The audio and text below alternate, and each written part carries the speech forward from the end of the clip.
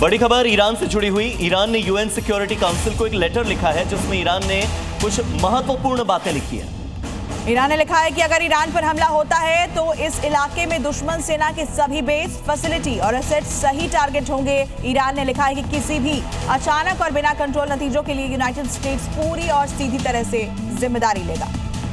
उत्तर प्रदेश के मथुरा में एक ऐसा दर्दनाक हादसा हुआ जहां एक बार फिर से लापरवाही के चलते एक पल में 4 जिंदगियां खत्म हो गई। ठीक वैसे ही जैसे नोएडा के युवराज के साथ हुआ था। मथुरा का यह हादसा सड़क सुरक्षा पर कई गंभीर और बड़े सवाल खड़े करता है। ये 2 तस्वीरें देखिए। पहली तस्वीर मथुरा और दूसरी तस्वीर नोएडा की है, जहां एक महीने के अंदर एक जैसे 2 हादसे हो गए और सवाल ये है कि आखिर जिम्मेदार कौन। मथुरा में भी कुछ ऐसा ही हुआ जैसा नोएडा में युवराज के साथ हुआ था। यहाँ भी सड़क पर तीव्र मोड़ है, आप स्पीड से चलेंगे तो संभलने में दिक्कत होगी। हाँ, अगर प्रशासन कोई साइन बोर्ड या चेतावनी बोर्ड लगा देता तो शायद हादसे से बचा जा सकता था। मथुरा में भी इस मोड़ पर कार अचानक अनियंत्रित होकर नहर में जा गिरी। कार में सवार 4 युवक डूब गए। ग्रामीणों ने तुरंत रेस्क्यू कर बाहर निकाला, लेकिन तब तक उनकी सांसें थम चुकी थी।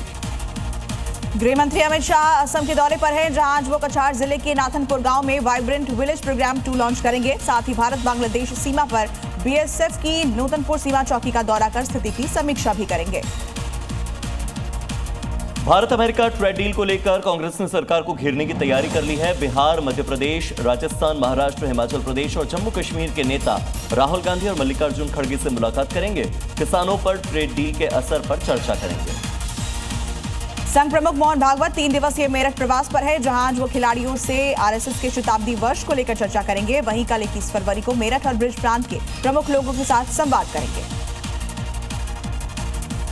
पश्चिम बंगाल में एसआईआर प्रक्रिया के खिलाफ ममता बनर्जी की याचिका पर आज सुप्रीम कोर्ट में अहम सुनवाई होने वाली है। ममता बनर्जी ने चुनाव आयोग पर राजनीतिक मंशा से काम करने के आरोप लगाए हैं और मांग की है कि 2002 की वोटर लिस्ट से किसी भी वोटर का नाम न काटा जाए। दिल्ली में स्कूलों की फीस से जुड़े मसले पर आज दिल्ली हाईकोर्ट में सुनवाई होगी। प्राइवेट स्कूलों की एसोसिएशन ने दिल्ली सरकार की ओर से 1 फरवरी को जारी नए नोटिफिकेशन को चुनौती दी, जिसमें 10 दिनों में कमेटी बनाने को कहा गया था। दिल्ली में अतिक्रमण के खिलाफ एमसीडी की ड्राइव लगातार चल रही है। अब यमुना बाजार हनुमान मंदिर के पास दिल्ली नगर निगम अतिक्रमण और अवैध रूप से बसी हुई झुग्गियों पर बुलडोजर कार्रवाई करने पहुंचा। नगर निगम में अवैध रूप से बसी झुग्गियों को हटाने का काम शुरू हो चुका है। दिल्ली के मुंडका इलाके में एक बुजुर्ग पर दिन दहाड़े ताबड़तोड़ फायरिंग की गई। मामला मुंडका के बक्करवाला गांव का है, जहां करीब 80 साल के एक बुजुर्ग पर बाइक सवार 2 हमलावरों ने कई राउंड फायरिंग की और मौके से फरार हो गए। दिल्ली के जनकपुरी इलाके में चोरी की बड़ी घटना सामने आई है। बताया जा रहा है कि जब परिवार मंदिर गया हुआ था तभी पीछे से चोरों ने घर को निशाना बनाया और लाखों रुपयों के सोने चांदी के आभूषण और नकदी लेकर फरार हो गए। पुलिस फिलहाल चोरों की तलाश में जुटी हुई है। दिल्ली के एलजी विनय सक्सेना और दिल्ली की मुख्यमंत्री रेखा गुप्ता ने दिल्ली के कृष्णनगर की नर्सरी बस्ती से डिजिटल माध्यम से 25 नई अटल कैंटीन की शुरुआत की। इन 25 नई अटल कैंटीन के साथ ही दिल्ली में अब अटल कैंटीन की संख्या बढ़कर 75 के करीब हो गई है।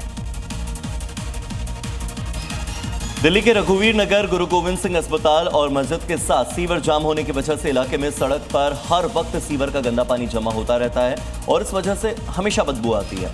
इलाके में बीमारियां पनप रही हैं, लोग परेशान हैं। आलम यह है कि सड़क से लोगों का निकलना भी अब दूभर हो चुका है।